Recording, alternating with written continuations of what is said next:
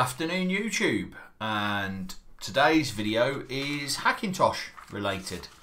Some people know that I enjoy tinkering with computers, building computers. You've seen on the walk around all the tech that I've got in the house, and it is today October the 4th, and Mojave, the latest OS from Apple, has been out since September the 24th. On my older Hackintosh, which is the first generation i7 with the Asus P6 TSE motherboard, I was able to update that, no hitch whatsoever, and carry on as normal. I say no hitch whatsoever. I did have to remember to update Clover so that it put the APFS loader kext in there. And the reason I remembered that I had to do that was because I had already forgotten to do that on the main Hackintosh, the Z97 i7-4790K, and had rendered my build useless. So I remembered for the older Hackintosh. Normally I do that one first. Don't really know why I didn't, but I didn't. So that one went through fine, nice update. Have to say, really impressed with Mojave. Continuity seems to work more effectively than before. It's really quick now if you're on the phone to pick up that you're looking at your phone and you want to load it on the screen. So that's really good, that's really quick. Dark mode seems to be getting mixed reviews from people, but I have to say, I love it. I think it looks fantastic. Just gives it a different dimension to the OS that wasn't there before. So really happy with that. So the old hack, updated, done, everything working smooth, brilliant. New hack, I cabbaged, forgot to put the APFS loader in there, went into a mad panic about what I'd done wrong, and instead of coolly thinking about it, taking the hard drive out, plugging it into the other machine and adding the driver, I had a bit of a meltdown really, and formatted the drive, lost everything. Now, when I say I lost everything, I didn't. All my photos and everything important's backed up to my Time Machine drive, and also backed up to the iCloud and things like that, and NAS drives and what have you. So I didn't lose everything, but it has been a long and painful journey. So first of all, when I realised what I'd done, I rebuilt it, put the right kext in there, updated Clover, updated everything, went through to Mojave, everything working great. Except it wasn't, because this machine had an MSI GTX 970 graphics card, 4GB card, Pascal series, brilliant card. Still runs a lot of the top titles without any problems.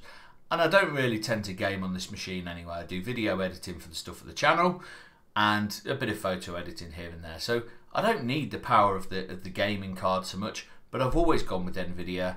That's just been a preference of mine in the past, so that's why I ended up with the 970 card when I built this latest machine that I've got. But NVIDIA, their support and them working with Mac OS is bloody awful. So I don't know if you know, but Apple opt to have AMD provide the graphics cards for their Mac Pro and for their iMac. It's all developed by AMD. So AMD cards are supported natively. NVIDIA, up to certain cards, so some of the older cards like the 7 series cards, they're supported natively, so you don't need to do anything.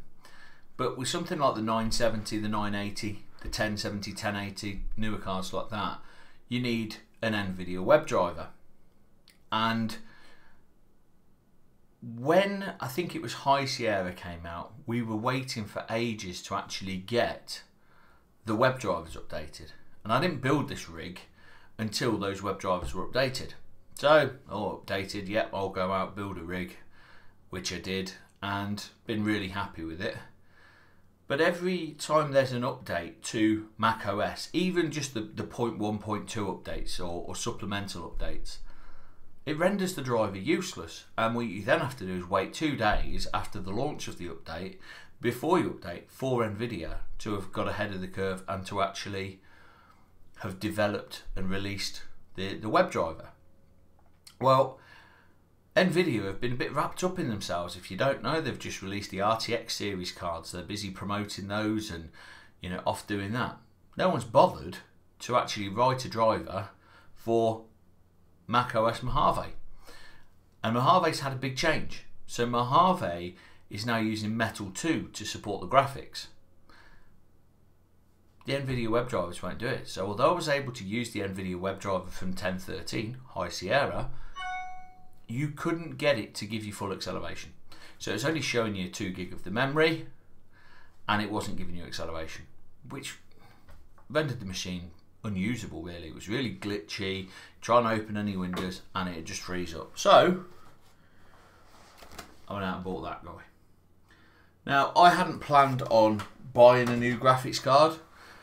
I hadn't planned on moving away from NVIDIA, but for the stuff I used this machine for, that was the right thing to do. I bought that second hand off Marketplace. I'll sell the GTX 970 and hopefully net out about even, so it won't cost me anything. Now that should have been a relatively straightforward case of slap it in the system and off you go and everything great again. Absolute nightmare. For whatever reason, it just wouldn't work out the box like it was supposed to, or various different kets that needed adding, all these different things that needed adding, that quite frankly went over my head and left me reading a load of stuff on Insanely Mac, Hackintosh, Auralia, all the websites of Hackintosh. Spent hours on them. Now I started this on the 25th of October and I finally got it perfect yesterday. Now I was having glitchy issues with QuickTime, which I'm recording this video on, where as soon as you press record it would freeze. The whole system would lock up and the only way you'd get it back online was pressing that little reset switch. At one point it was doing that 5 minutes after you'd booted into macOS. Real weird glitchy things. So I've ended up having to rebuild the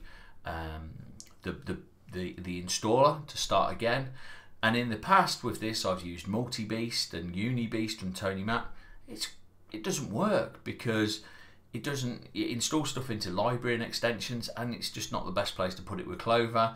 It just didn't work for me this time around. So I ended up building a installer myself using the terminal command create media installer, ended up installing Clover onto that, etc, etc.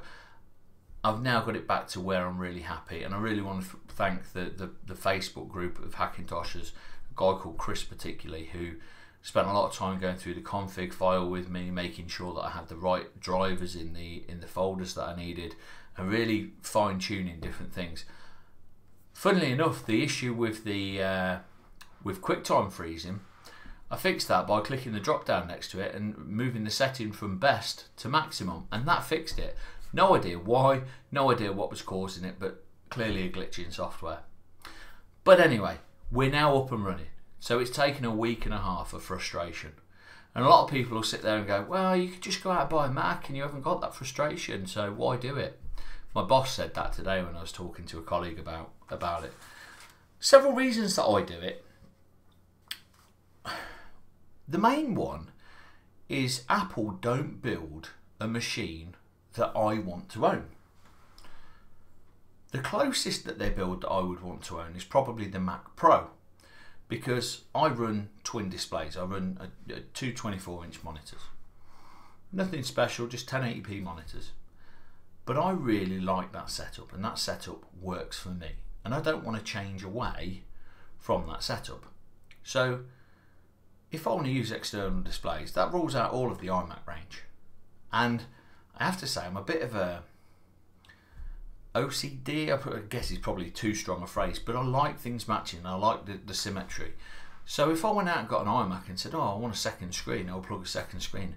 You can't get a second screen that looks like an iMac screen unless you go for the cinema display, which I think Apple have actually discontinued, which I think was also well expensive as well. So when you start adding that in, you really then get up in the price.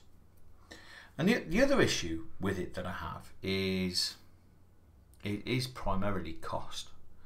This i7 4790K, 32 gig of RAM, Z97 motherboard, Wi-Fi, Bluetooth, everything it needs. 2 SSDs in there, one with Windows, one with Mac OS, and a data drive in there as well.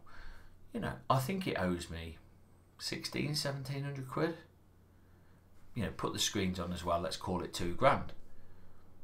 Well, I can go out and I can buy a 5K iMac base model for 1,500 quid. But that's the base model. That's an i5. It's not even the latest Gen i5. So, well, you know, obviously this machine is now 3 years old. So we're now on like the 8th and I think the 9th generation of Intel i7 chips are coming out soon. But at the time when you compared it, it just didn't make viable sense. And I enjoyed the challenge of doing Hackintosh. So, number one reason I do it is cost, which I think a lot of people do. Number two is Apple don't build the machine that I want them to build for me. Hopefully the new Mac Pro, which is supposed to be more modular, might give me some options back. And the third one is I like the challenge of getting something working that, strictly speaking, probably shouldn't. And that's why I do it. So, you know, ultimately it's now, you know, it's now working exactly as it should. I'm looking around because I've written down a few things that I wanted just to cover off. But the only things I had to get working were the Radeon card, which I had issues with, and when I did a clean install, I had to use the Lilu text and the whatever green text, and that got the screen working. Did find you had to use the Intel on board graphics to install and then switch over, which was fine. Got that working eventually. What I've now done is I've built an installer key, if you like, just in case. And that installer key has the config file from the fully installed system, so you shouldn't have to take the card out to do a clean install if I had to do that for whatever reason. I'm hoping that I won't. I've also made the decision, because I was having lots of problems with cross communication between the system, that I actually pulled out one of the SSDs. So that's a 480 gig SSD that did sit in the system with Windows 10 on there. And I pulled it out to do the install and get up and running. I haven't put it back in because I kind of sat there and thought, when was the last time I went onto Windows 10? I have no reason to, no desire to. My works computer is Windows 10, but I'll use that for works computer. I can't see any reason why I would need Windows 10 to do anything that I can't do with Mac OS. So I now have this as a spare drive that I'm probably going to do a carbon clone of. So it's an exact backup of what I have currently, and just keep that just in case of drive failure, just in case I have a random brain fart and delete the drive or make some mad mistake with it. That's the plan. If you've got a better idea, please let me know in the comments below. But like I say, issues I had. QuickTime was having issues, but that's been fixed. All the different texts, making sure they were up to date. I didn't know what I needed and what I didn't, and I had about 10 or 12 in there, and Chris, that helped me from Facebook, he was like, no, you just need these 6. And to be fair, it's booted absolutely perfectly since, so he obviously knows his stuff there. The config file's working perfectly. Everything's now reinstalled and it's back up to sort of where I would expect it to be. And I'm really chuffed with it. You know, a lot of people are going out now buying 6-core processors, Z370 motherboards, the latest stuff, and building stuff, and I'm sure they perform fantastically well. I have absolutely no doubts they will be blindingly fast machines, and I'll probably end up with one at some point, but I have no reason to upgrade this at the minute for what I'm doing. It still performs perfectly for my needs. So just a bit of a caveat really. Anyone with Z97 motherboards, Mojave does work as you'd expect. Take your time when updating. Make sure if you're going to update from High Sierra, if you've already got that installed, make sure you have apfs loader.efi in the driver 64 folder. That was what originally caused all the problems and caused everything to go wrong with mine. Mainly because when High Sierra came out, I didn't go to APFS, I kept it at HFS, but I don't think that has become an option to do that with Mojave. So it is now on APFS. Interestingly, I've found that it boots and runs a hell of a lot quicker without having trim enabled, whereas on the old HFS drives, you'd be better off having trim enabled. So if you're going to do this with APFS, don't bother switching trim on. And what else was there? Just make sure, I think the other thing is, what I would do first, and I didn't do this, and it's probably worth noting, especially with how cheap SSDs are now. You know, if you've got if you've got just your OS on an SSD and sort of 120 gig SSD like my other Hackintosh has, the old one, you pick another one of those up for 20 quid. And what I would suggest doing is just have one of those and just do a carbon copy cloner to clone the drive before you do the update. That way, if you've got any problems at all you have to do is swap the drive over and you're back to where you were at that point in time. So that's a mistake I made, that I didn't do that. I've never needed to in the past, and I kind of just thought, it'd be okay, won't it? And of course it wasn't. So that word of advice: carbon copy cloner, spare drive, even if it's a hard drive rather than an SSD, just an old hard drive, doesn't matter, just to back you up, because you can always, if you need to, plug that in, that'll boot up for you, and then you can always plug in the SSD that you've cocked up on, format that down, and then carbon copy clone back across to the SSD if you like. So that's something I would definitely look into doing, making sure you carbon copy clone or back up your drive one way or the other. The other thing I'd always make sure, and I've done this now, having got this working perfectly, which I have done, what I've now done is I've now said, well, okay, I'm going to just drag my EFI folder, which is where all your Clover stuff gets put. I'm just going to copy that and have a backup again on a spare USB. I've put it on a spare USB, I've put it on my NAS drive, I've put it on the Time Machine drive, put it everywhere, because if that goes, that's the whole thing rendered useless and you've got to start again.